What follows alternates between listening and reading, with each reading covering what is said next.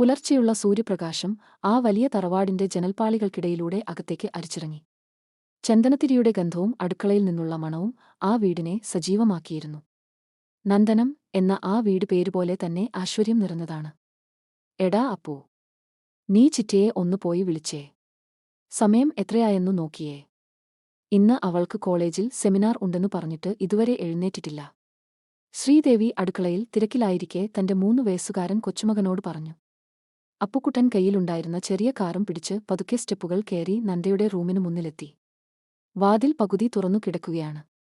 AC തണുപ്പിൽ പുതച്ചു മൂടി ഉറങ്ങുന്ന നന്ദയെ കണ്ടതും അപ്പുവിന് ഒരു കുസൃതി തോന്നി. അവൻ പതുക്കെ അവളുടെ അടുത്തേക്ക് ചെന്ന് അവളുടെ ചെവിയിൽ പിടിച്ചു മെല്ലെ കടിച്ചു. നന്ദ ഞെട്ടി പതുക്കെ കണ്ണു തുറന്നു. മുന്നിൽ ചിരിച്ചു നിൽക്കുന്ന അപ്പുവിനെ കണ്ടപ്പോൾ അവളുടെ ഉറക്കമെല്ലാം പമ്പകടന്നു. അവനെ വാരിപ്പിടിച്ച് ഒരു ഉമ്മ നൽകി അവൾ എഴുന്നേറ്റു. എന്റെ അപ്പുക്കുട്ടൻ നേരത്തെ എഴുന്നേറ്റോ? ഏട്ടനും ഏട്ടത്തിയും എവിടെ? അച്ഛൻ പേപ്പർ വായിക്കുവാ, അമ്മ അപ്പൂന്ന് ദോശ ചുടുവാ. അപ്പു തന്റെ നിഷ്കളങ്കമായ ഭാഷയിൽ പറഞ്ഞു. നന്ദ വേഗം ഫ്രഷ് ആയി താഴേക്ക് വന്നു. ഡൈനിങ് ടേബിളിൽ അർജുനും മീരയും അച്ഛനും ഇരിപ്പുണ്ട്. എന്താ നന്ദൂട്ടി, ഇന്ന് നേരത്തെ എഴുന്നേറ്റല്ലോ? സാധാരണ 9 മണി ആകാതെ നിന്നെ കാണാറില്ലല്ലോ. അർജുൻ കളിയോടെ അവളെ നോക്കി. ഓ, ഇന്ന് എനിക്ക് സെമിനാർ ഉണ്ട് ഏട്ടാ. പിന്നെ ഇന്നലെ രാത്രി കുറെ നേരം ഇരുന്ന് പ്രൊജക്ട് വർക്ക് ചെയ്തതാ, അതുകൊണ്ടാ വൈകിയത്. നന്ദ കുറുമ്പോടെ അവനെ നോക്കി. നന്ദ ആ വീട്ടിലെ എല്ലാവരുടെയും പെറ്റാണ്. ബിസിനസ് തിരക്കുകൾക്കിടയിലും അച്ഛൻ മാധവൻ മകൾക്ക് വേണ്ടതെല്ലാം ഒരുക്കി കൊടുക്കാറുണ്ട്. അവൾ MBA കഴിഞ്ഞ് തന്റെ കൂടെ ബിസിനസ്സിലേക്ക് വരുമെന്നത് അദ്ദേഹത്തിന്റെ വലിയ ആഗ്രഹമാണ്. ബ്രേക്ക്ഫാസ്റ്റ് കഴിഞ്ഞ് നന്ദ വേഗം ബാഗും എടുത്ത് പുറത്തേക്കിറങ്ങി. വീടിന്റെ മതിലിനോട് ചേർന്ന് നിൽക്കുന്ന വലിയ മാവിന്റെ ചുവട്ടിൽ നേന അവളെയും കാത്തുനിൽക്കുന്നുണ്ടായിരുന്നു. നീ ഇതെന്താ നന്ദ ഇത്ര വൈകിയത്? ഞാൻ ഇവിടെ നിൽക്കാൻ തുടങ്ങിയിട്ട് എത്ര നേരമായി? നേന പരിഭവത്തോടെ അവളെ നോക്കി. സോറി നേനൂട്ടി. അപ്പുക്കുട്ടൻ വന്നപ്പോൾ കുറച്ചു നേരം അവനോടൊപ്പം കളിച്ചുപോയി. നമുക്ക് വേഗം പോകാം. അവർ രണ്ടുപേരും നന്ദയുടെ സ്കൂട്ടിക്ക് അടുത്തേക്ക് നടന്നു. പോകുന്ന വഴിയിൽ നന്ദയുടെ കണ്ണുകൾ പതുക്കെ നേനയുടെ വീടിന്റെ മുൻവശത്തേക്ക് നീണ്ടു. അവിടെ പോർച്ചിൽ ഗൗതം തന്റെ കാർ കഴുകിക്കൊണ്ട് നിൽക്കുന്നുണ്ടായിരുന്നു. ക്രീം കളർ സ്ലീവ്ലെസ് ടീഷർട്ടും ബ്ലാക്ക് ഷോർട്സും ധരിച്ച ഗൗതമിനെ കണ്ടപ്പോൾ നന്ദയുടെ ഹൃദയം ഒന്ന് വേഗത്തിൽ മിടിച്ചു. അവളുടെ പ്രണയം. ആരോടും പറയാത്ത, ഉള്ളിൽ ഒളിപ്പിച്ചു വെച്ച തന്റെ സീക്രട്ട്. നന്ദ വണ്ടി സ്റ്റാർട്ട് ചെയ്തു. ഗൗതമിനെ ഒന്ന് നോക്കി ചിരിക്കണമെന്നുണ്ടായിരുന്നു, പക്ഷേ പേടി കാരണം അവൾ വേഗം വണ്ടി മുന്നോട്ടെടുത്തു. എന്നാൽ മിററിലൂടെ അവൾ കണ്ടു ഗൗതം തലയുയർത്തി അവളുടെ വണ്ടി പോകുന്നത് നോക്കി നിൽക്കുന്നത്. അല്ല നന്ദ, നീ ഇങ്ങനെ നോക്കി നിന്നാൽ മതിയോ? ഗൗതമേട്ടനോട് എന്ന് പറയും നിന്റെ ഈ ഇഷ്ടം? നേന പതുക്കെ ചോദിച്ചു. നന്ദ ഒന്ന് നെടുവീർപ്പിട്ടു. എനിക്കറിയില്ല നേന. നിന്റെ ഏട്ടൻ എന്നെ ഇപ്പോഴും ആ പഴയ ചെറിയ കുട്ടിയായിട്ടാണ് കാണുന്നത്. എനിക്ക് പേടിയാ, ഈ സൗഹൃദം കൂടി നഷ്ടപ്പെടുമോ എന്ന്.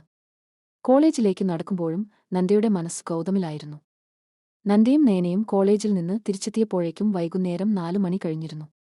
വണ്ടി പോർച്ചിൽ പാർക്ക് ചെയ്ത് ഇറങ്ങിയതും നേന നേരെ നന്ദയുടെ വീട്ടിലേക്കാണ് ഓടിയത്. അമ്മേ, വന്നെടാ നിങ്ങളുടെ പ്രിയപുത്രിമാർ. നേന അകത്തേക്ക് കേറിക്കൊണ്ട് കുറുമ്പോടെ ഉച്ചത്തിൽ വിളിച്ചു പറഞ്ഞു. ശ്രീദേവി അടുക്കളയിൽ നിന്ന് ചിരിച്ചുകൊണ്ട് പുറത്തേക്ക് വന്നു. രണ്ടുപേരും വേഗം പോയി മുഖം കഴുകി വാ, ഞാൻ ചായ എടുക്കാം. അമ്മേ, എനിക്ക് ആ സ്പെഷ്യൽ ഉള്ളിവട കൂടി വേണം കേട്ടോ. നേന മണം പിടിച്ചുകൊണ്ട് ശ്രീദേവിയെ കെട്ടിപ്പിടിച്ചുകൊണ്ട് കൊഞ്ചലോടെ പറഞ്ഞു. അതിനെന്താ നേനൂട്ടി, നിനക്ക് ഇഷ്ടമുള്ളതല്ലേ? ഞാൻ ഉണ്ടാക്കി വെച്ചിട്ടുണ്ട്. ശ്രീദേവി അവളുടെ കവിളിൽ മെല്ലെ വലിച്ചു. നന്ദയുടെ അമ്മയ്ക്ക് നേന മകളെപ്പോലെയാണ്. നന്ദയും നേനയും മുകളിലെ നന്ദയുടെ മുറിയിലേക്ക് പോയി. വിശാലമായ ആ മുറിയിൽ പകുതിയോളം നേനയുടെ സാധനങ്ങളും ഉണ്ട്. അവളുടെ ചില ചുരിദാറുകളും പുസ്തകങ്ങളും ഒക്കെ അവിടെത്തന്നെയുണ്ട്. നന്ദ ഡ്രസ് മാറി വരുമ്പോഴേക്കും നേന അവളുടെ ബെഡിൽ മലർന്നു കിടന്നു കഴിഞ്ഞിരുന്നു. നന്ദ, നീ ഇന്ന് ഗൗതമേട്ടനെ നോക്കുന്നത് ഞാൻ കണ്ടു കേട്ടോ. പക്ഷേ ഏട്ടൻ നിന്നെ നോക്കിയപ്പോൾ നീ എന്തിനാ മുഖം തിരിച്ചത്? നേന അവളെ കളിയാക്കി. നന്ദ കണ്ണാടിക്ക് മുന്നിൽ നിന്ന് തന്റെ മുടി ഒതുക്കിക്കൊണ്ട് ഒന്ന് നെടുവീർപ്പിട്ടു. എനിക്ക് പേടിയാ നേന. ഗൗതമേട്ടന്റെ ആ ഗൗരവം കാണുമ്പോൾ ഉള്ളിലെ പ്രണയം പറയാൻ പോയിട്ട് ഒന്ന് നേരെ നോക്കാൻ പോലും എനിക്ക് പറ്റുന്നില്ല. പോരാത്തതിന് ഏട്ടൻ എപ്പോഴും ആ പ്ലാനുകളുടെയും സൈറ്റിന്റെയും ഒക്കെ പുറകെ അല്ലേ?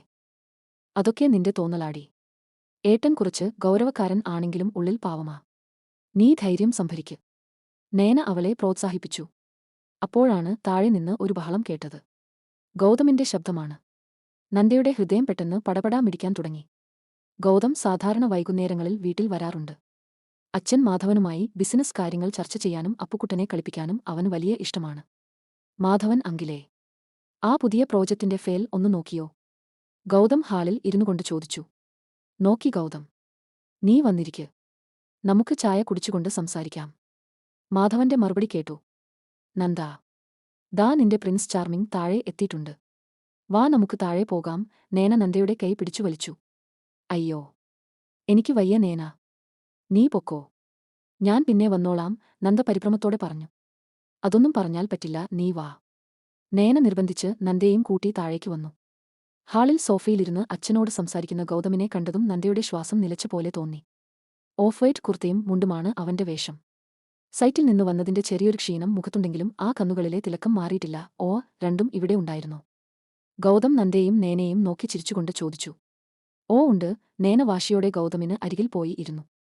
നന്ദ പതുക്കെ അച്ഛന്റെ അടുത്തുപോയി ഇരുന്നു. ഗൗതം അവളെ ഒന്ന് നോക്കി ഒന്ന് കന്നുചിമ്മി. ആ നോട്ടം പോലും നന്ദയിൽ വലിയൊരു തരംഗം സൃഷ്ടിച്ചു. എന്താ നന്ദൂട്ടി, പഠനമൊക്കെ എങ്ങനെ പോകുന്നു? MBA കഴിഞ്ഞാൽ ഉടനെ അങ്കിളിനെ സഹായിക്കാൻ ഇറങ്ങണം കേട്ടോ, ഗൗതം ഗൗരവത്തിൽ പറഞ്ഞു. പഠനം നന്നായി പോകുന്നു ഏട്ടാ, നന്ദ തപ്പിത്തടഞ്ഞു പറഞ്ഞു. ഗൗതമിന് മുന്നിൽ വരുമ്പോൾ എപ്പോഴും അവൾക്ക് വാക്കുകൾ കിട്ടാറില്ല. നന്ദയ്ക്ക് ബിസിനസ് ഒക്കെ വലിയ താൽപ്പര്യമാ ഗൗതം. പക്ഷേ ഇവൾക്ക് കുറച്ചുകൂടി ആത്മവിശ്വാസം വരാനുണ്ട്, മാധവൻ മകളുടെ തലയിൽ തലോടിക്കൊണ്ട് പറഞ്ഞു. അതിനിടയിൽ അപ്പുക്കുട്ടൻ ഗൗതമിന്റെ തോളിലേക്ക് ചാടി വീണു. എനിക്ക് ചോക്ലേറ്റ് എവിടെ? ദാ ഇരിക്കുന്നു.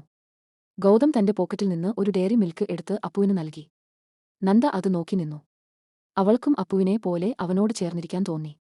ചായയും പലഹാരങ്ങളും എത്തിയതോടെ അവിടെ സംസാരം ഉഷാറായി. രണ്ട് വീട്ടുകാരും തമ്മിലുള്ള ആ വലിയ ബന്ധം അവിടെ പ്രകടമായിരുന്നു. ഗൗതം സംസാരിക്കുമ്പോഴെല്ലാം നന്ദ രഹസ്യമായി അവന്റെ മുഖത്തേക്ക് നോക്കിക്കൊണ്ടിരുന്നു. തന്റെ പ്രണയം അവൻ അറിയുന്ന ഒരു കാലം വരുമോ എന്ന് അവൾ വെറുതെ മോഹിച്ചു. നന്ദയും നേനയും താഴേക്ക് വരുമ്പോൾ നന്ദയുടെ ഏട്ടൻ അർജുനും ഗൗതമും എന്തോ കാര്യമായി ചർച്ച ചെയ്യുന്നതാണ്. ചെറുപ്പം മുതലേ ഒന്നിച്ചു വളർന്നവർ. ബിസിനസ് കാര്യങ്ങൾ ആണെങ്കിലും വ്യക്തിപരമായ കാര്യങ്ങൾ ആണെങ്കിലും അർജുന് ഗൗതം കഴിഞ്ഞേ ആരുമുള്ളൂ. നീത് എവിടെയായിരുന്നു ഗൗതം? രാവിലെ മുതൽ ഞാൻ നിന്നെ വിളിക്കുന്നു. ആ പുതിയ ലാൻഡ് സർവേയുടെ കാര്യം ഒന്ന് സംസാരിക്കാൻ ഇരുന്നതാ. അർജുൻ ഗൗതമിന്റെ തോളിൽ കൈവച്ചുകൊണ്ട് പറഞ്ഞു. എടാ, ഞാൻ ആ കവലയിലെ സൈറ്റിൽ ഒന്ന് പോയതാ. അവിടെ കുറച്ച് ലേബർ ഇഷ്യൂസ് ഉണ്ടായിരുന്നു. പിന്നെ നിന്റെ കാൽ കണ്ടിരുന്നു.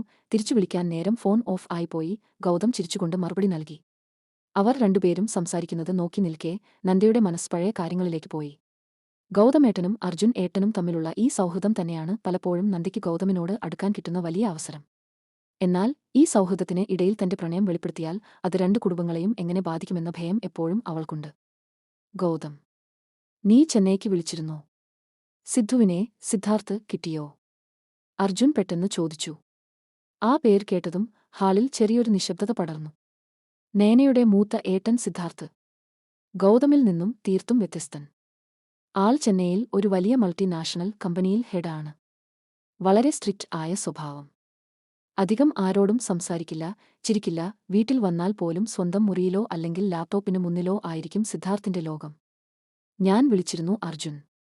പക്ഷേ പതിവുപോലെ ഫോൺ അറ്റൻഡ് ചെയ്തില്ല. പിന്നെ മെസ്സേജ് അയച്ചപ്പോൾ ബിസി ആണെന്ന മറുപടി വന്നു. അവൻ അവിടെ ആകെ തിരക്കിലാണ്, ഗൗതം ഒരു നെടുവീർപ്പോടെ പറഞ്ഞു. സിദ്ധേട്ടനെ ഓർത്താൽ എനിക്ക് ഇപ്പോഴും പേടിയാ. ആ നോട്ടം കണ്ടാൽ തന്നെ ഞാൻ അവിടെ നിന്ന് ഓടും, നേന പതുക്കെ നന്ദയുടെ കാതിൽ പറഞ്ഞു. നന്ദ അതുകേട്ടു ഒന്ന് ചിരിച്ചു. സത്യമാണ്, സിദ്ധാർത്ഥിന്റെ ഗൗരവം എല്ലാവരെയും ഒരകലം പാലിക്കാൻ പ്രേരിപ്പിക്കാറുണ്ട്. അടുത്ത ദിവസം രാവിലെ നന്ദയും നേനയും കോളേജിലേക്ക് തിരിച്ചു. കോളേജ് ക്യാമ്പസിലെ മനോഹരമായ ഗുൽമോഹർ മരങ്ങൾക്കിടയിലൂടെ നടക്കുമ്പോൾ നന്ദയുടെ മനസ്സിൽ തലേദിവസം കണ്ട ഗൗതമിന്റെ മുഖമായിരുന്നു. ക്ലാസ്സിൽ പ്രൊഫസർ മാർക്കറ്റിംഗ് സ്ട്രാറ്റജിയെക്കുറിച്ച് ക്ലാസ് എടുക്കുമ്പോഴും നന്ദയുടെ നോട്ട്ബുക്കിന്റെ അവസാന പേജിൽ അവൾ അറിയാതെ എവം എന്ന അക്ഷരം കുറിച്ചിട്ടു. എന്താ നന്ദ, മാർക്കറ്റിംഗ് പഠിക്കാൻ വന്നതാണോ അതോ ഗൗതമേട്ടനെ ഓർത്ത് കവിത എഴുതാൻ വന്നതാണോ? നേന പിന്നിൽ നിന്ന് അവളെ മെല്ലെ തള്ളി. നീ ഒന്നും മിണ്ടാതിരിക്കുമോ നേന? ആരെങ്കിലും കേൾക്കും. നന്ദ ചുറ്റും നോക്കി പരിഭ്രമിച്ചു. ഉച്ചസമയത്ത് അവർ കോളേജ് കഫ്റ്റീരിയയിൽ ഇരിക്കുകയായിരുന്നു. അപ്പോഴാണ് നന്ദയുടെ ഫോണിലേക്ക് അർജുൻ ഏട്ടന്റെ കാൾ വന്നത്. നന്ദൂട്ടി, നീ വൈകുന്നേരം വരുമ്പോൾ നേനയെയും കൂട്ടി നേരെ ഗൗതമിന്റെ വീട്ടിലേക്ക് വന്നാൽ മതി. അവിടെ ഇന്ന് ഒരു ചെറിയ വിരുന്നു ഉണ്ട്. സിദ്ധു ഇന്ന് ചെന്നൈയിൽ നിന്ന് വരുന്നുണ്ട്. അർജുന്റെ വാക്കുകൾ കേട്ടതും നന്ദയുടെ ഉള്ളിൽ ഒരു ചെറിയ ആധി പടർന്നു. ഗൗതമിനെ കാണാമല്ലോ എന്ന സന്തോഷം ഒരു വശത്ത്, സിദ്ധാർത്ഥിന്റെ ഗൗരവം നിറഞ്ഞ സാന്നിധ്യം മറുവശത്ത്. നേനാ, നിന്റെ സിദ്ധു ഏട്ടൻ ഇന്ന് വരുന്നുണ്ടത്രേ. അർജുൻ ഏട്ടൻ വിളിച്ചു പറഞ്ഞു. അയ്യോ, അപ്പോൾ ഇന്ന് നമ്മുടെ സമാധാനം പോയി. ഏട്ടൻ വന്നാൽ പിന്നെ വീട്ടിൽ ആരും ഉച്ചത്തിൽ സംസാരിക്കാൻ പാടില്ല, ടിവി വെക്കാൻ പാടില്ല, ആകെ സ്ട്രിക്റ്റ് ആകും. നേന മുഖം ചുളിച്ചു. വൈകുന്നേരം കോളേജ് കഴിഞ്ഞ് അവർ നേനയുടെ വീട്ടിലെത്തി. വീടിനു മുന്നിൽ ഒരു വെള്ള ലാൻഡ് റോവർ കിടപ്പുണ്ട്. വീടിനുള്ളിൽ പതിവില്ലാത്ത ഒരു ഗൗരവം തങ്ങിനിൽക്കുന്നത് പോലെ നന്ദയ്ക്ക് തോന്നി. ഹാളിൽ ശേഖരൻ അങ്കിലും വത്സല ആന്റിയും സിദ്ധാർത്ഥിനോട് സംസാരിക്കുകയാണ്. സിദ്ധാർത്ഥ് സോഫയിൽ കാലിന്മേൽ കാൽ കയറ്റിവെച്ചിരിക്കുന്നു. കറുത്ത ഷർട്ടും ഫോർമൽ പാൻസുമാണ് വേഷം. മുഖത്ത് യാതൊരു വികാരവുമില്ല. വന്നോ നിങ്ങൾ? നേരം എത്രയായി? സിദ്ധാർത്ഥ് തന്റെ വാച്ചിലേക്ക് നോക്കി ഗൗരവത്തിൽ ചോദിച്ചു. അത് ഏട്ടാ. കോളേജ് കഴിഞ്ഞ് ലൈബ്രറിയിൽ ഒന്ന് കയറി, നേന വിറച്ചു പറഞ്ഞു. നന്ദ പതുക്കെ സിദ്ധാർത്ഥിനെ നോക്കി ഒന്ന് പുഞ്ചിരിച്ചു. സിദ്ധാർത്ഥ് അവളെ ഒന്ന് നോക്കി തലയാട്ടി എന്നു വരുത്തി തീർത്തു. പക്ഷേ അവന്റെ കണ്ണുകൾക്ക് ഒരു പ്രത്യേക തീക്ഷ്ണതയുണ്ട്. ആരെയും ഒന്ന് ഭയപ്പെടുത്തുന്ന നോട്ടം. പെട്ടെന്നാണ് അവിടേക്ക് ഗൗതമും അർജുനും കയറി വന്നത്. ഹാ സിദ്ധു, നീ എപ്പോഴാ എത്തിയത്? അർജുൻ ആവേശത്തോടെ സിദ്ധാർത്ഥിന്റെ അടുത്തേക്ക് ചെന്നു. കുറച്ചു നേരമായി. നീ ബിസിനസ് ഒക്കെ വിപുലീകരിക്കുകയാണെന്ന് കേട്ടല്ലോ. സംസാരം മുറുകുന്നതിനിടയിൽ നന്ദയുടെ കണ്ണുകൾ തിരഞ്ഞത് ഗൗതമിനെയാണ്. ഗൗതം അവിടെ നേനയോട് എന്തോ തമാശ പറഞ്ഞിരിക്കുന്നു. ആ ചിരി കാണുമ്പോൾ നന്ദയ്ക്ക് എല്ലാം മറക്കാൻ തോന്നും. ചുറ്റുമുള്ളവരുടെ സാന്നിധ്യം പോലും അപ്പോൾ അവളെ അലട്ടിയില്ല. തന്റെ പ്രണയം ഉള്ളിൽ തന്നെ ഒതുക്കി, ആരും അറിയാതെ ഗൗതമിന്റെ ഒരു നോട്ടത്തിനായി അവൾ അവിടെ നിന്നു. സിദ്ധാർത്ഥിന്റെ മൂർച്ചയുള്ള കണ്ണുകൾ ഇടയ്ക്ക് നന്ദയുടെ മുഖത്ത് തങ്ങിനിന്നത് അവൾ അറിഞ്ഞതേയില്ല. നേനയുടെ വീട്ടിലെ ഹാളിൽ ഒരു പ്രത്യേക അന്തരീക്ഷമായിരുന്നു. ഒരു വശത്ത് അർജുനും ഗൗതമും ചേർന്ന് ചിരിച്ചും തമാശ പറഞ്ഞും ആകെ ബഹളം വെക്കുന്നു. മറുവശത്ത് ലാപ്ടോപ്പിൽ ഏതോ ഗൗരവകരമായ മെയിൽ നോക്കിക്കൊണ്ട് സിദ്ധാർത്ഥ് ഇരിക്കുന്നു. ആ വലിയ ഹാളിലെ ചിരിയും ബഹളവും സിദ്ധാർത്ഥിന്റെ അരികിലെത്തുമ്പോൾ നിശബ്ദമാകുന്നത് പോലെ നന്ദയ്ക്ക് തോന്നി. നന്ദാ, നീ എന്താ അവിടെ നോക്കി നിൽക്കുന്നത്? ഇങ്ങോട്ട് വന്നിരിക്ക്. വത്സല ആന്റി അടുക്കളയിൽ നിന്ന് പലഹാരങ്ങളുമായി വന്ന് നന്ദയെ വിളിച്ചു. നന്ദ പതുക്കെ ചെന്ന് ഒരു സോഫയുടെ അറ്റത്തിരുന്നു. അവളുടെ കണ്ണുകൾ അറിയാതെ ഗൗതമിലേക്ക് നീണ്ടു. അവൻ അർജുനോട് ചേർന്ന് ഇരുന്ന് പുതിയ പ്രോജക്റ്റിന്റെ മാപ്പ് നോക്കുകയാണ്. ഇടയ്ക്ക് മുടിയിഴകൾ നെറ്റിയിലേക്ക് വീഴുമ്പോൾ അവൻ അത് ഒതുക്കി വെക്കുന്നത് കാണാൻ എന്ഭംഗിയാണെന്ന് അവൾ വെറുതെ ഓർത്തു. ആരും കാണാതെ അവൾ ആ മുഖം നോക്കി നിന്നു. സിദ്ധു, നീ ഇത്തവണ എത്ര ദിവസം ഉണ്ടാകും നാട്ടിൽ? അർജുൻ ചോദിച്ചു. സിദ്ധാർത്ഥ് ലാപ്ടോപ്പിൽ നിന്ന് കണ്ണെടുക്കാതെ തന്നെ മറുപടി പറഞ്ഞു. 3 ദിവസം. ചെന്നൈയിൽ കുറച്ച് പ്രോജക്ട്സ് പെൻഡിംഗ് ഉണ്ട്. ഇത് ഒരു അത്യാവശ്യം ഉള്ളതുകൊണ്ട് മാത്രം വന്നതാ. അവന്റെ സംസാരത്തിലെ ആ കാർക്കശ്യം നന്ദയെ ഒന്നുകൂടി ഭയപ്പെടുത്തി. ഗൗതമും അർജുനും സിദ്ധാർത്ഥിന്റെ സ്വഭാവം അറിയാവുന്നതുകൊണ്ട് അതൊന്നും കാര്യമാക്കിയില്ല. പക്ഷേ നന്ദയ്ക്ക് അങ്ങനെയല്ല. ആരോടും അധികം സംസാരിക്കാത്ത, എല്ലാവരെയും നിയന്ത്രിക്കാൻ നോക്കുന്ന സിദ്ധാർത്ഥിനെ അവൾക്ക് പണ്ടേ പേടിയാണ്. അടുത്ത ദിവസം രാവിലെ നന്ദയും നേനയും കോളേജിലേക്ക് പോകുമ്പോൾ നന്ദ കുറച്ച് സൈലന്റ് ആയിരുന്നു. അവളുടെ മനസ്സിൽ തലേദിവസം കണ്ട ഗൗതമിന്റെ ചിരിയും സിദ്ധാർത്ഥിന്റെ ഗൗരവമേറിയ മുഖവും മാറി മാറി വന്നു. നീ എന്താടീ നന്ദ ഇങ്ങനെ ആലോചിച്ചിരിക്കുന്നത്? നേന അവളുടെ തോളിൽ തട്ടി ചോദിച്ചു. ഒന്നുമില്ല നേനാ. ഞാൻ ഓരോരോ കാര്യങ്ങൾ ആലോചിച്ചു പോയതാ. നിന്റെ സിദ്ധു ഏട്ടൻ വന്നതോടെ നിന്റെ വീട്ടിലെ ആ പഴയ കളിയും ചിരിയും ഒക്കെ പോയല്ലോ. അത് അങ്ങനെയാടി. ഏട്ടൻ ഉള്ളപ്പോൾ ഞാനും ഗൗതമേട്ടനും പോലും അധികം മിണ്ടില്ല. പക്ഷേ ഏട്ടൻ പോയിക്കഴിഞ്ഞാൽ പിന്നെ പഴയ പടിയാകും. നീ അതൊന്നും സാരമാക്കണ്ട. നീ നിന്റെ ഗൗതമേട്ടനെക്കുറിച്ച് പറ. ഇന്നലെ ആ കറുത്ത കുർത്തയിൽ ഏട്ടനെ കാണാൻ നല്ല ലുക്ക് ആയിരുന്നില്ലേ? നേന കന്നുചിമ്മി ചോദിച്ചു. നന്ദയുടെ മുഖത്ത് ഒരു ചെറിയ നാണം വിരിഞ്ഞു. അതേയല്ലോ. എനിക്ക് നോക്കാതിരിക്കാൻ പറ്റിയില്ല. പക്ഷേ ഏട്ടൻ എന്നെ ഒന്ന് നോക്കിയത് പോലും ഉണ്ടാവില്ല. അതാ നിന്റെ തെറ്റ്. ഏട്ടൻ നിന്നെ നോക്കുന്നുണ്ട്. പക്ഷേ അതൊരു അനിയത്തിയെ നോക്കുന്നത് പോലെയോ? അല്ലെങ്കിൽ അർജുൻ ഏട്ടന്റെ അനിയത്തിയെ നോക്കുന്നത് പോലെയോ ആണെന്ന് മാത്രം. നീ നിന്റെ മനസ്സ് തുറക്കാത്തിടത്തോളം കാലം അത് അങ്ങനെ തന്നെ തുടരും. നേന പറഞ്ഞത് ശരിയാണെന്ന് നന്ദയ്ക്കും അറിയാം. പക്ഷേ ഗൗതമിനോടുള്ള തന്റെ ഇഷ്ടം പറഞ്ഞാൽ അത് അവരുടെ കുടുംബങ്ങൾ തമ്മിലുള്ള ബന്ധത്തെ ബാധിക്കുമോ? തന്റെ ഏട്ടന്റെ അടുത്ത സുഹൃത്തിനെ താൻ പ്രണയിക്കുന്നു എന്ന് അറിഞ്ഞാൽ അർജുൻ ഏട്ടൻ എന്തു വിചാരിക്കും? ഈ ചിന്തകൾ നന്ദയെ പിന്നോട്ട് വലിച്ചു. അന്ന് വൈകുന്നേരം കോളേജ് കഴിഞ്ഞു വരുമ്പോൾ അർജുൻ നന്ദയെ ഫോണിൽ വിളിച്ചു. നന്ദാ, നീയും നേനയും കൂടി ആ പുതിയ വില്ല സൈറ്റിലേക്ക് ഒന്ന് വരണേ. ഗൗതമും ഞാനും ഇവിടെയുണ്ട്. നമുക്ക് ഒന്നിച്ചു പോവാം. സിദ്ധുവും ഇങ്ങോട്ട് വരുന്നുണ്ട്. നന്ദയ്ക്ക് സന്തോഷമായി. ഗൗതം വർക്ക് ചെയ്യുന്ന സൈറ്റ് കാണാൻ അവൾക്ക് വലിയ ആഗ്രഹമായിരുന്നു. അവർ അങ്ങോട്ട് ചെന്നു. വലിയൊരു കുന്നിൻ മുകളിൽ പണിയുന്ന വില്ല പ്രോജക്റ്റ്. ചുറ്റും പച്ചപ്പും തണുത്ത കാറ്റും. ഗൗതം അവിടെ ലേബർമാരോട് നിർദ്ദേശങ്ങൾ നൽകുന്നത് കണ്ടപ്പോൾ നന്ദയ്ക്ക് അഭിമാനം തോന്നി.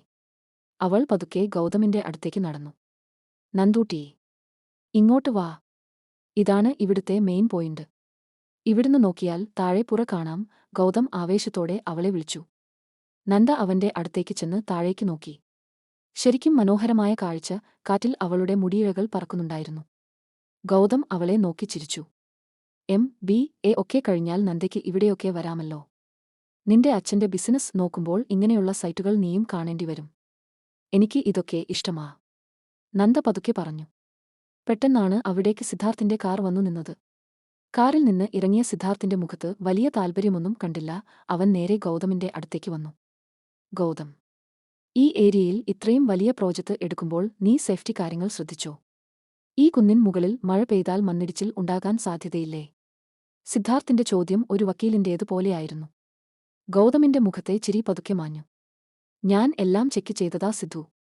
സ്ട്രക്ചറൽ എഞ്ചിനീയറുടെ റിപ്പോർട്ടുമുണ്ട്. റിപ്പോർട്ട് ഉണ്ടെന്ന് കരുതി കണ്ണടച്ച് വിശ്വസിക്കരുത്. പ്രാക്ടിക്കൽ ആയി ചിന്തിക്കണം, സിദ്ധാർത്ഥ് കർക്കശമായി പറഞ്ഞു. അവിടെ ഒരു ചെറിയ നിശബ്ദത പടർന്നു. സിദ്ധാർത്ഥ് പറയുന്നതിൽ കാര്യമുണ്ടെങ്കിലും അത് പറയുന്ന രീതി ആർക്കും ഇഷ്ടപ്പെടുന്നതല്ല. നന്ദയ്ക്ക് ഗൗതമിനെ ഓർത്ത് വിഷമം തോന്നി. തന്റെ ഗൗതമേട്ടനെ അവൻ ഇങ്ങനെ ചോദ്യം ചെയ്യുന്നത് അവൾക്ക് സഹിക്കാൻ പറ്റിയില്ല. പക്ഷേ സിദ്ധാർത്ഥിന്റെ കണ്ണുകൾ പെട്ടെന്ന് നന്ദയിലേക്ക് തിരിഞ്ഞു. നന്ദ, നിങ്ങളെന്താ ഇവിടെ നിൽക്കുന്നത്? ഇവിടെ എന്താ കാര്യം? അത് ഏട്ടാ. ഏട്ടൻ വിളിച്ചിട്ട് വന്നതാ. നന്ദ പതറിപ്പോയി. പഠിക്കേണ്ട പ്രായത്തിൽ പഠനത്തിൽ ശ്രദ്ധിക്കണം. ഇങ്ങനെ നടന്ന് സമയം കളയരുത്. സിദ്ധാർത്ഥ് അതും പറഞ്ഞ് കാറിലേക്ക് കയറിപ്പോയി. നന്ദയുടെ കണ്ണ് നിറഞ്ഞു. ഗൗതം അവളുടെ അടുത്തു വന്നു. നന്ദ, സാരമില്ല, അവൻ അങ്ങനെയാ. നീ അതൊന്നും മൈൻഡ് ചെയ്യണ്ട. ഗൗതമിന്റെ ആ ഒരു ആശ്വാസവാക്ക് മതിയായിരുന്നു നന്ദയ്ക്ക്. പക്ഷേ തന്റെ ഇഷ്ടം അവനോട് പറയാൻ പറ്റാത്തതിൽ അവളുടെ പ്രണയം ഒരു മൗനനമ്പരമായി അവശേഷിച്ചു. സൈറ്റിലെ സിദ്ധാർത്ഥിന്റെ വാക്കുകൾ നന്ദയുടെ മനസ്സിൽ ഒരു കരടായി തങ്ങിനിന്നു. ഗൗതമിന് അത് വെറും ഉപദേശമായിരുന്നിരിക്കാം, പക്ഷേ നന്ദയ്ക്ക് അതൊരു തിരിച്ചറിവായിരുന്നു. താൻ സ്നേഹിക്കുന്ന ലോകത്തിനും താൻ ജീവിക്കുന്ന യാഥാർത്ഥ്യത്തിനും ഇടയിൽ സിദ്ധാർത്ഥിനെ പോലെ കർക്കശക്കാരായ മനുഷ്യർ ഒരു വന്മതിലായി നിൽക്കുന്നുണ്ടെന്ന തിരിച്ചറിവ്. അന്ന് രാത്രി മഴ പെയ്യാൻ തുടങ്ങിയിരുന്നു. മുകളിലത്തെ ജനലിലൂടെ പുറത്തെ ഇരുട്ടിലേക്ക് നോക്കി നന്ദ ഇരുന്നു. താരെ വരാന്തയിൽ അർജുനും ഗൗതമും ഇരുന്ന് സംസാരിക്കുന്ന ശബ്ദം കേൾക്കാം. മഴയുടെ താളത്തിനൊപ്പം അവരുടെ ചിരിയും ഇടയ്ക്ക് ഉയരുന്നുണ്ട്. നന്ദ, നീ ഉറങ്ങിയില്ലേ? മീര പാൽഗ്ലാസുമായി മുറിയിലേക്ക് വന്നു. ഇല്ല ഏട്ടത്തി, ചുമ്മാ മഴ നോക്കി ഇരുന്നതാ. നീ താഴേക്ക് വരുന്നില്ലേ? ഗൗതം അവിടെയുണ്ട്. അവൻ നിന്റെ ആ പഴയ ഫോട്ടോ ആൽബം എടുത്ത് അർജുനെ കാണിച്ചു ചിരിക്കുവാ. നന്ദയുടെ ഉള്ളിൽ ഒരു മിന്നൽ പിണർപ്പാഞ്ഞു. തന്റെ കുഞ്ഞുനാളിലെ വികൃതികൾ ഗൗതമേട്ടൻ കണ്ടു ചിരിക്കുകയാണോ? അവൾ വേഗം താഴേക്ക് ചെന്നു. ഹാളിൽ അർജുനും ഗൗതമും ആൽബം നോക്കി രസിക്കുകയാണ്. നന്ദ പതുക്കെ അവരുടെ പിന്നിൽ ചെന്നു നിന്നു. ഗൗതം ഒരു ഫോട്ടോയിൽ വിരൽ ചൂണ്ടിച്ചിരിക്കുകയാണ്. അതിൽ 5 വയസ്സുകാരിയായ നന്ദ ഗൗതമിന്റെ സൈക്കിളിന്റെ പിന്നിൽ തൂങ്ങിക്കിടന്ന് കരയുന്ന ചിത്രമായിരുന്നു. നോക്കിയേ അർജുൻ, ഇവൾ അന്ന് ഇത്രയേ ഉള്ളൂ. എന്റെ സൈക്കിളിൽ കേറ്റണം എന്ന് പറഞ്ഞു കരഞ്ഞ കരച്ചിൽ ഇപ്പോഴും എനിക്ക് ഓർമ്മയുണ്ട്. അന്ന് ഇവൾക്ക് ഞാനായിരുന്നു ഹീറോ. ഗൗതം പൊട്ടിച്ചിരിച്ചുകൊണ്ട് പറഞ്ഞു. നന്ദയുടെ നെഞ്ചിൽ ഒരു വിങ്ങൽ അനുഭവപ്പെട്ടു. ഗൗതമിന് അതൊക്കെ വെറും തമാശകൾ മാത്രമാണ്. അവൾ വളർന്നതും അവളുടെ ഉള്ളിലെ ഇഷ്ടം ഒരു കടലോളം വലുതായതും അവൻ അറിഞ്ഞിട്ടേയില്ല. അവന് അവൾ ഇപ്പോഴും ആ പഴയ ചെറിയ അനിയത്തിക്കുട്ടി തന്നെ. ഗൗതമേട്ടാ, അത് പഴയ ഫോട്ടോയല്ലേ? ഇപ്പോൾ അതൊക്കെ എന്തിനാ നോക്കുന്നത്? നന്ദ പരിഭവത്തോടെ ചോദിച്ചു. ഗൗതം തിരിഞ്ഞു അവളെ നോക്കി. ആ കണ്ണുകളിൽ വലിയൊരു വാത്സല്യം ഉണ്ടായിരുന്നു. പിന്നല്ലാതെ നന്ദൂട്ടി, നിന്നെ കാണാൻ അന്ന് നല്ല രസമായിരുന്നു. ഇപ്പോഴും സ്വഭാവം അതുപോലെ തന്നെ. അവൻ അവളുടെ തലയിൽ ഒന്നു തട്ടി. ആ സ്പർശനം നന്ദയുടെ ഹൃദയത്തെ താലോലിച്ചെങ്കിലും അവനിലെ ഏട്ടൻ എന്ന ഭാവം അവളെ വേദനിപ്പിച്ചു. അടുത്ത ദിവസം കോളേജിൽ ഉച്ചമുതൽ കനത്ത മഴയായിരുന്നു. ക്ലാസുകൾ നേരത്തെ വിട്ടു. നന്ദയും നേനയും കോളേജ് വരാന്തയിൽ നിൽക്കുമ്പോഴാണ് ഗൗതമിന്റെ ബൈക്ക് ഗേറ്റിനു മുന്നിൽ വന്നു നിന്നത്. അവൻ റെയിൻകോട്ട് ഇട്ടിട്ടുണ്ടായിരുന്നു.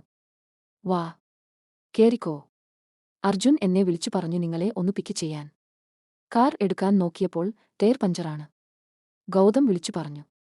നേന പിന്നിൽ കേറി ഇരുന്നു. നന്ദയ്ക്ക് എന്തു ചെയ്യണമെന്ന് അറിയില്ലായിരുന്നു. 3 പേർക്ക് ഒരു ബൈക്കിൽ പോകാൻ പറ്റില്ല നേന, നീ പൊക്കോ. ഞാൻ ബസ്സിൽ വന്നോളാം, നന്ദ പറഞ്ഞു. അതൊന്നും പറ്റില്ല, നീ നയനയുടെ പിറകിൽ ഇരുന്നോ, അല്ലെങ്കിൽ രണ്ടുപേരും കൂടി ഒതുങ്ങി ഇരിക്ക്, ഗൗതം നിർബന്ധിച്ചു. അവസാനം നന്ദ നയനയ്ക്കും ഗൗതമിനും പിറകിൽ ഒതുങ്ങിയിരുന്നു. മഴ നനഞ്ഞ ആ യാത്ര നന്ദയ്ക്ക് മറക്കാൻ കഴിയാത്തതായിരുന്നു. മഴത്തുള്ളികൾ അവളുടെ മുഖത്ത് അടിക്കുമ്പോഴും അവൾ ആ നിമിഷം ആസ്വദിക്കുകയായിരുന്നു. പക്ഷേ ഗൗതം അപ്പോഴും തിരക്കിലായിരുന്നു. മഴ കൂടുവാണല്ലോ. നിങ്ങൾക്ക് പനി പിടിക്കുമോ എന്നാ എന്റെ പേടി. അമ്മെന്നെ കൊല്ലും. അവൻ വണ്ടി ഓടിക്കുന്നതിനിടയിൽ വിളിച്ചു പറഞ്ഞു. അവർ വീട്ടിലെത്തുമ്പോൾ സിദ്ധാർത്ഥ് ഉമ്മറത്ത് നിൽക്കുന്നുണ്ടായിരുന്നു. മൂന്നുപേരും ഒരേ ബൈക്കിൽ വരുന്നത് കണ്ടപ്പോൾ അവന്റെ പുരികം ചുളിഞ്ഞു. ഇതാണോ നിങ്ങളുടെ ഉത്തരവാദിത്തം? ഈ മഴയത്ത് ആണോ ഇങ്ങനെ വരുന്നത്? നന്ദയെ കൂടി ഇങ്ങനെ റിസ്കിൽ ഇടണമായിരുന്നോ? സിദ്ധാർത്ഥ് ഗൗതമിനെ നോക്കി കടുപ്പിച്ചു പറഞ്ഞു. ഗൗതം മറുപടിയൊന്നും പറഞ്ഞില്ല. നന്ദ പതുക്കെ തല താഴ്ത്തി അകത്തേക്ക് നടന്നു. സിദ്ധാർത്ഥിന്റെ നോട്ടം അപ്പോഴും നന്ദയുടെ മേൽ ഉണ്ടായിരുന്നു. സിദ്ധാർത്ഥ് തന്റെ മുറിയിലേക്ക് പോയപ്പോൾ നയന നന്ദയുടെ കൈപിടിച്ചു. കണ്ടോ നന്ദ, ഏട്ടന്റെ സ്വഭാവം. ഏട്ടൻ എല്ലാവരെയും കൺട്രോൾ ചെയ്യാൻ നോക്കും. അതൊന്നും ആയിരിക്കില്ല നയന. സിദ്ധാർത്ഥ്, ഏട്ടന് എല്ലാവരോടും ദേഷ്യമാണ്. പക്ഷേ ഗൗതമേട്ടൻ, ഏട്ടൻ എന്നെ ഒന്ന് ശരിക്കൊന്നു നോക്കുന്നത് പോലുമില്ലല്ലോ, നന്ദ സങ്കടത്തോടെ പറഞ്ഞു. അന്ന് വൈകുന്നേരം നന്ദ തന്റെ ഡയറിയിൽ ഇങ്ങനെ കുറിച്ചു. മഴ നനഞ്ഞ ആ യാത്രയിൽ ഞാൻ നിന്നോട് ചേർന്ന് ഇരുന്നു. പക്ഷേ നിന്റെ ഹൃദയമിടിപ്പിൽ എനിക്ക് ഇടമുണ്ടായിരുന്നില്ല.